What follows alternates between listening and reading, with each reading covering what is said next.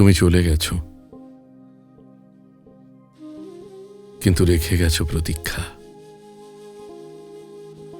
সেই যে অভ্যাস হয়েছে তোমার জন্য প্রতীক্ষা করবার। তুমি সামনে নেই, তোমার হাসি নেই, তোমার মায়া নেই, তোমার ভালোবাসা নেই, কিন্তু প্রতীক্ষা আজও রয়ে গেছে। আজও শীতের রাত এলে তোমাকে খুব মনে পড়ে,